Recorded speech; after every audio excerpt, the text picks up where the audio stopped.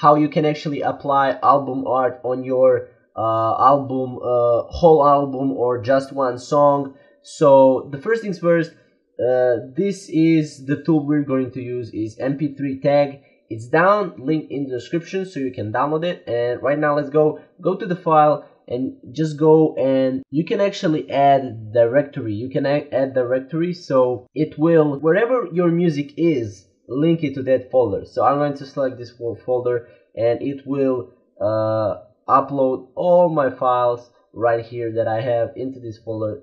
And yeah, so basically we now have to wait for all of these files to upload, or you can actually quit.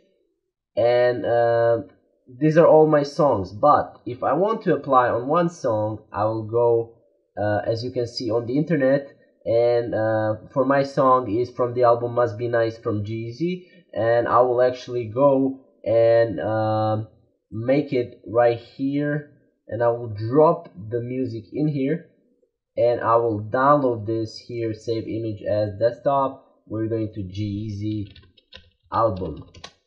We're going to save that. We're going to exit out, and right now let's assume we don't have album art, so we're going to right click and we're going to delete, and then going to add again. And after we add, we're going to add here, and we're going to hit save up here, or you can actually go with Control S as always, and do this couple of times. You can actually add a comment which describes this. So let's say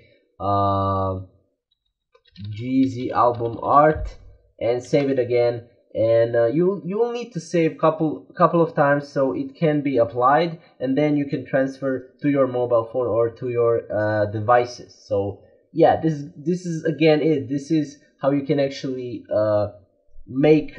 get album art if you don't have album art on your album, music album, or any kind of music. You know, we're doing this for just one track here, but you can do it for whole album, as you can see here. So again, thank you guys for watching.